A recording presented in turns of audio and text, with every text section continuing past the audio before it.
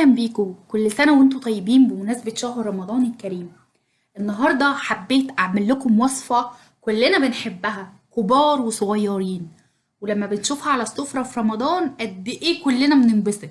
هنعمل النهاردة مع بعض الجلاش المصري على الطريقة المصرية الكلاسيكية القديمة.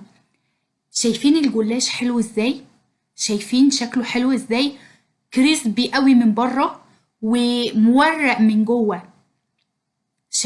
شايفين شكله ولونه عامل ازاي؟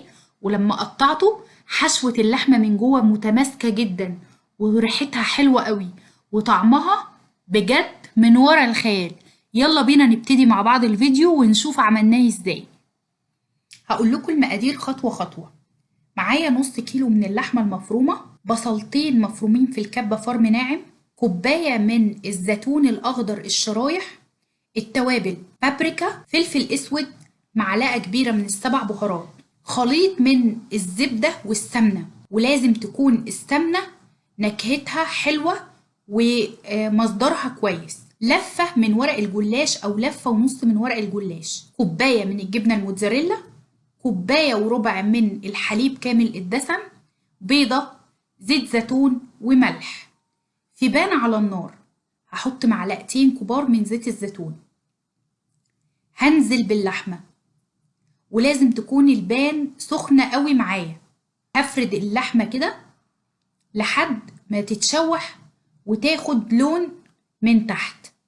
بعد كده هبدأ أحط البصل وهشوح البصل واللحمة مع بعض كويس قوي، وبعد كده هنزل بالتوابل كلها مرة واحدة، وطبعا ما ننساش الملح. هفضل بقى أقلب في اللحمة لحد ما تاخد لون ذهبي معايا زي ما انتوا شايفين كده. واخر خطوة معايا هنزل بالزيتون، وانا عايزة الزيتون يفضل محتفظ بلونه وشكله، فهقلبه تقلبتين وهركنه على جنب. هنا بقى عندي الزبدة والسمنة، هسيحهم في الميكرويف وهبدأ أدهن الصينية اللي هرص فيها ورق الجلاش.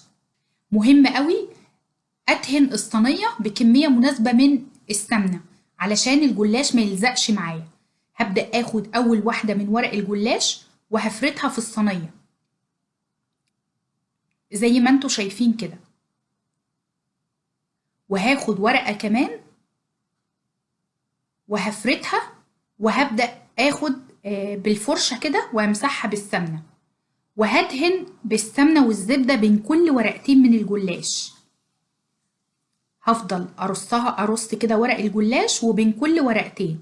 مهم قوي في الخطوة دي إن احنا نحط ورق الجلاش في فوطة مطبخ تكون نظيفة، وكمان مهم إن احنا نفرد ورق الجلاش في صينية تكون على قد الورق الجلاش علشان ما نهدرش منه كتير. دلوقتي أنا خلصت الكمية بتاعة الجلاش وفردت حوالي 6 ورقات.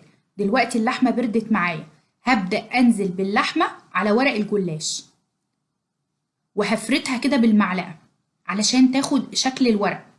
بعد كده هبدأ أنزل بالجبنة الموتزاريلا. مهم قوي الجبنة الموتزاريلا في الخطوة دي لأنها بتدي طعم حلو قوي للحمة، وكمان بتحافظ على قوام اللحمة واحنا بنقطعها. هبدأ بقى أكمل بقية كمية الجلاش. هفرد ورقة من الجلاش وعليها كمان ورقة، وبعدين أدهنها بالزبدة والسمنة، وكمان هبدأ أحط كمان ورقة بين كل ورقتين، هدهن بالفرشة.